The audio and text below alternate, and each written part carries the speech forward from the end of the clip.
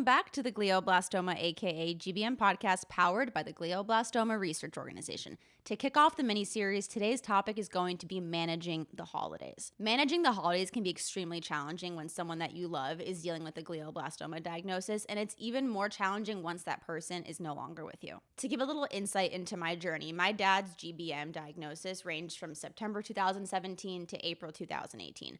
I didn't know about it until January 2018. So my parents spent that holiday season by themselves. And so I was not a part of that. And I don't really know how they dealt with the holidays. But I'm going to speak from my experience. And so my dad's birthday was in April, and he passed away on April 3rd, 2018. So he passed away prior to his 67th birthday. And I remember leading up to his birthday, it was a couple weeks after he passed away. And I was just like, what are we supposed to do here? Like, it's hard. You expect to celebrate the life of someone, and they're no longer there with you anymore. And so I remember my mom and I, what we did on his birthday, went to the cemetery. We brought our puppy because emotional support animal. We could not do it without her. And we went to a restaurant afterwards to have lunch. And I remember that we had asked to get a dessert, and we had gotten a candle on the dessert. And I remember the wait staff was like, "Whose birthday is it?" We're like, "Well, you know."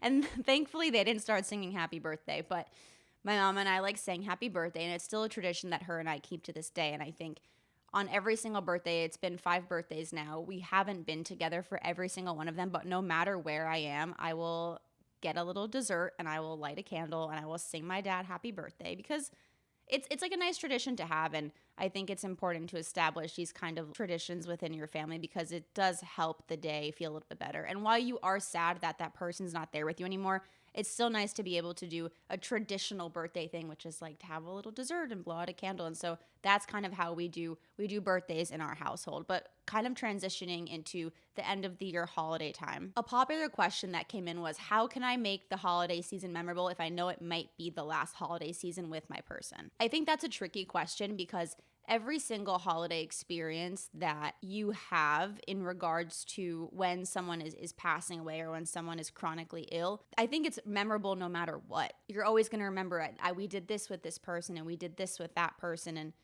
I think for some reason, I can't remember all of the birthdays that I celebrated with my dad growing up, but I remember how we celebrated his birthday once he passed away. Or I remember the last time we did big moments. And so I think no matter what you do, you're going to have that experience. Something that I wish I personally would have done leading up to when my father passed away was to take more pictures. But that's also kind of like a double-edged sword, because my dad wanted to be in absolutely no pictures. He wanted no pictures or videos taken of him. And looking back now, I'm personally like, damn, I wish I had more pictures with my dad. I feel like I'm getting to the point where on social media, I've just about posted every single picture and video I have of him in my phone. And that's really upsetting to me. So it's hard, because I wanted to do what he wanted to do, which I do respect, and that's not something that I would change. But in my mind, I personally would have loved to have had more photos with him. Another question that came in was, is it okay to say no to hosting or to attending family functions? I personally think absolutely yes. I know my mom and I, the first Thanksgiving after my dad had passed away, my family usually gathers at my grandparents' house in New Jersey, and it's the entire family. And I love my family. I love seeing all of them, but the last time that we had a Thanksgiving as a family prior to me traveling and me not being in the United States was that at my grandma's house. And so me going back there was really triggering for me. And so collectively, my mom and I decided that we were going to do Thanksgiving, just the two of us. And it was me, my mom, and Hotch, which is our puppy. And we decided just to hang out, and we made some food. I don't remember exactly what we did, but we kept it very low key and kept it to ourselves. And again, I think the first year after my dad passed away, we ended up going to the cemetery on every single major event, holiday. So we went on his birthday, we went on Father's Day, on Thanksgiving, on Hanukkah, on Christmas, and just tried to keep a certain routine of keeping him involved with what we were doing. But I absolutely think that if you're uncomfortable, I kind of like to operate by if it's not 100% yes, then it's a no. And so if you're not feeling 100% comfortable with going, you should do what makes you happy, and you shouldn't be there trying to appease other people, because at the end of the day, everyone's experience is different. Some people may feel great going out with family, and some people may want to only be around family after a loss, but some people may not want to be around anyone. I think that's okay too. The journey of grief is not judging someone else by what they're going through, and that having the understanding that every single person goes through their own situation and that it's fully acceptable no matter what it is. Another popular question that came in was, how can I manage my anxiety around the holiday? I'm someone that's dealt with a lot of anxiety, especially after my dad's diagnosis. And for me, working out and eating healthy has been the absolute best way to manage those feelings. For me, if I don't work out for even a day or two, I start to feel very antsy and in my head. And so I think being able to move your body and be able to have a safe space where you feel like no one is bothering you and you can kind of like be in your own zone and focus on whatever it is you want to focus on, and having that space to ruminate in your head is so important. I think going to therapy is also a really great option, because being able to talk to a professional about what you're going through and to have them give you professional tips on how to manage what you're feeling is also incredibly, incredibly important. I still go to therapy. I think for the year and a half after my dad's diagnosis, I did therapy twice a week, and that helped me a significant amount. So I think it all really just depends on how you are as a person and what you're dealing with. I personally like to work out. I also like to go to therapy. But of course, if you're someone that has symptoms that are maybe a little heavier, talking to a medical professional that can give you that advice and maybe even medication. I think it all just kind of depends. Someone had also asked, are there any ways to preserve the holidays? I feel like I may just be so overwhelmed that everything's going to be a blur and I may just forget all of it. I love journaling. I think journaling is absolutely incredible. And again, also a big thing for me is taking pictures. It might depend if the person that's going through this diagnosis wants to have pictures of them taken. And if they don't, I think you do have to respect that. But that's why journaling is great. I think you can write down anything that comes to mind. You can take notes in your phone. You can actually physically write something out to be able to look back previously. Something that I also really like to do is that I, as a person, I associate songs with everything. And so every moment in my life, I can probably look back to that moment and think of a song that was playing like in the background, and I will be able to put myself back in the situation that I was in. And it's like my absolute favorite way of like reliving my life. For example, like I remember earlier today I was going for a walk and I was listening to 2010 EDM hits, and that reminded me of like when I was in middle school and when I was in high school, and I would just like ride the bus every day and I'd go to parties with my friends. And again, not related to a GBM diagnosis, but I think the power that music has, if that's something that you feel resonates with you, I think that's so incredibly special. Also, I think, for example, my dad's favorite song was Cake by the Ocean by Dance. For some reason, he knew like every single word to the entire song and was memorizing the dance, and I would like catch him doing that all the time, which was super funny. Whenever I hear that song, I think about like highlights of him. And so I think the power that music has to be able to make you relive a certain situation. And I think also food does that as well. Like there's like some science that your senses smelling something can take you back. And so maybe also like associating a certain dish that you guys have with the holidays. I don't think that a memory just needs to be a picture. It just needs to be a thought. I think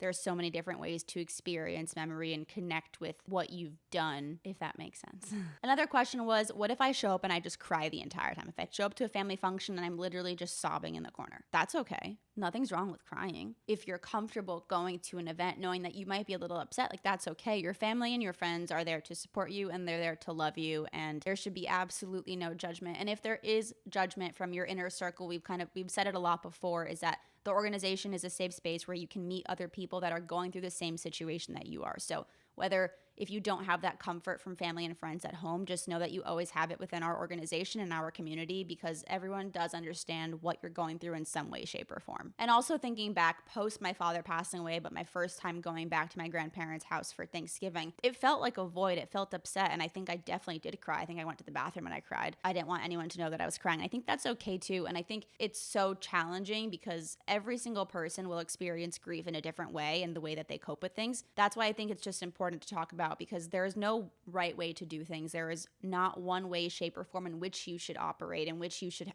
feel your grief, in which you should decide to go to the holidays, in which you shouldn't. You should absolutely do what feels best for you. And again, if it doesn't feel 100%, you should not do it. Holidays are a big time of people pleasing, and you may think like, what if my family gets upset that I don't go?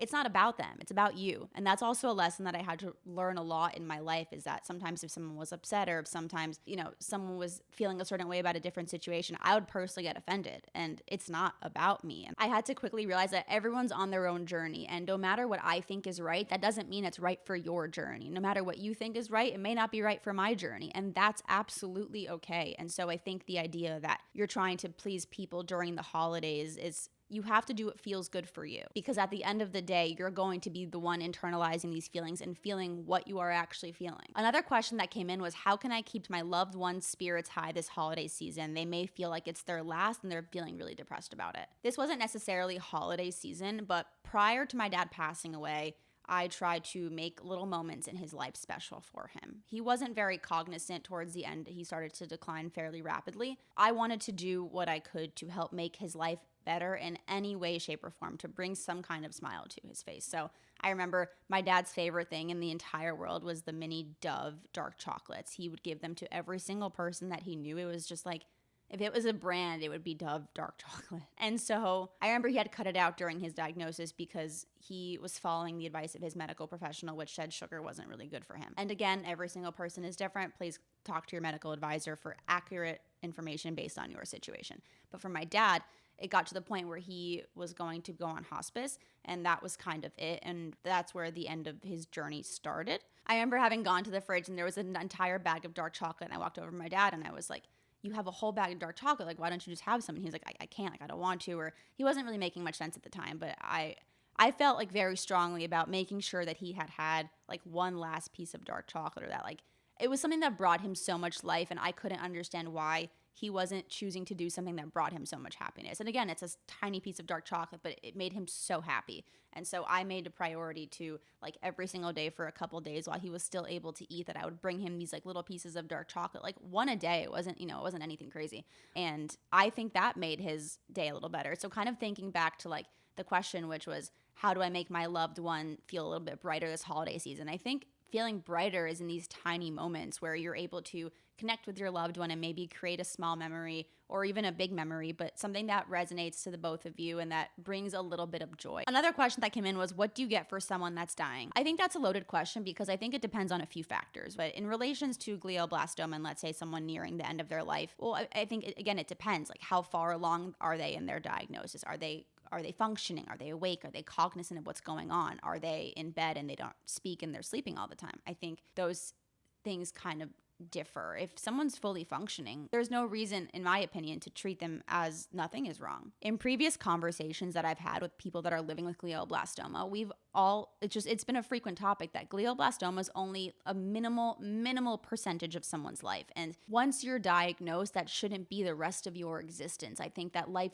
absolutely still continues to go on, and I think you should still continue living to the best of your abilities. And I definitely think it's challenging knowing in the back of your mind that maybe someone passing away is a little more sped up than the ideal timeline. But I also think that it's incredibly important to continue living as if nothing is happening. Especially, I mean, let's say just take Thanksgiving or a holiday, for example. If you're with your person and they're functioning and they're here, why are we focusing on the negative? We should be thinking about the positive, that they're here, that they're with us, we're enjoying this time with them, and that we're able to celebrate them still being here, and we're able to be normal for all intensive purposes, whatever that means. I think all in all, definitely holidays are a tricky time. It's challenging when someone's either passed away or someone is nearing the end of their life. But at the end of the day, I think it's about the support that you get and also the support that you give yourself as well. It's so incredibly important as a family member, a friend, or a loved one of someone that is going through a disease like glioblastoma. You still do have to take care of yourself. And it's important to find support with outlets that you need, especially in a time that may be a little harder when family and friendship and love is such a prevalent topic, especially during these couple months. The point of this episode was to sort of normalize that a lot of people do have these questions, and we all go through the same thing, whether you're someone that's living with glioblastoma, whether you're a caregiver of someone that has glioblastoma, whether you're a family friend or a loved one of someone that's passed away from glioblastoma, or any other disease that might be fatal. I think these are all questions that will come up at some point in every single person's life. So it's incredibly important to talk about and not make it this like taboo topic. And I think it's still okay to normalize the need to have support during this time. Again, it might be harder for some people, and sometimes over the years, it might get easier. Whatever the situation is for you, you should not be judged for how you're feeling by people that you love and that people that love you. We, especially here at the organization, are big proponents of everyone feeling comfortable and everyone feeling happy and being able to feel what they are feeling. I know this tiny episode doesn't even amount to the a million questions that a lot of people might have regarding grief and just dealing with the holidays in general. So if you have any questions, please feel free to ask them, and we're happy to answer them in other questions. But this video is really just to provide support and share that you are not alone in whatever it is that you're going through, and to provide any feedback on just knowing that you have support. People understand you. People are in the same situation as you, and that we are all just doing our best, and your best is enough. So I actually just finished recording, and I was starting to edit the videos that I had made, and I feel like the information that I'm trying to share is just, at the end of the day, every single person is different in their situation, and it's so incredibly important to have grace for other people, because at the end of the day, you don't know what someone's going through, and even if you are going through a similar situation as someone, your experience is maybe completely different. The way people celebrate holidays are all very different. People celebrate different holidays. People might have their own different traditions. And at the end of the day, you doing what's best for you and your family is the right answer. If you don't want to attend a function, don't attend a function. If you want to attend a function, attend the function. If you want to host because you want a lot of people around you, go ahead, host. If you don't feel like hosting and don't want to talk to anyone, don't talk to anyone and don't do any hosting. It's hard, especially talking about topics like how do I do this or how do I do that. There's no set rule book, and I think that's what the purpose of this episode is to share, is that, it's also hard because I'm someone that I want someone to tell me do X, Y, Z and follow these exact steps and this is the answer and this is what you're doing, and I'm like, okay, great, we've got a plan, this is how it's gonna work. But I've also learned in my experience with grief, and as the years have gone by, as my father's passed away, there's not one way to do things. And one year I might feel like doing something, and the next year I might feel like doing the complete opposite. And then the year after that I might do something that's in the middle of both of them. And I think all those are okay. So whether you're someone that is just lost someone and it's your first holiday, whether you're someone that's just lost their person and it's the first holiday without them, whether you're someone whose person is still here and they're not doing great, whether you're someone that's newly diagnosed and you're absolutely thriving and you're starting to go through treatment, every single person's situation is different. And so at the end of the day, doing what works best for you and your family is going to be the right answer. I think it is also hard with external pressure when, let's say, your family expects you to do something and your friends expect you to do something. At the end of the day, people that truly love and care and support about you are going to want you to be happy doing whatever it is that you want to do. And if they do pressure you, you do have a home here at the organization with people that fully understand every single thing that you're going through, no matter where in the world you might be. There is someone else in the world that knows exactly what you're going through. And although you may not celebrate the holidays the same way, you may have completely different backgrounds, whatever the case is, there is someone that's gone through what you're going through. And you are not alone in this, especially going through a holidays in, again, those three scenarios that I described. We understand. I understand. I've been through that. And it's important to recognize that there are a lot of questions that do come up during the holidays, and there's not one way, shape, or form in how to handle them. Just it's nice to know that there are people that have gone through what you're going through, and you are not alone, and you are loved, and you are supported, and whatever it is that you feel is right for you, you should do, because at the end of the day, your internal happiness is what's important. The happiness of you and your loved one is important, and just to know that you are doing the right thing by doing what is right for you. And I hope this was able to provide some support to you no matter what stage of the journey that you're in. I guess that's how grief works, and it's a roller coaster, and sometimes it's great, sometimes it's not, some years it's better, some years it's worse, and it's all the process, but at the end of the day, we've all gone through it, or we're going through it, and you're not by yourself. See you next time.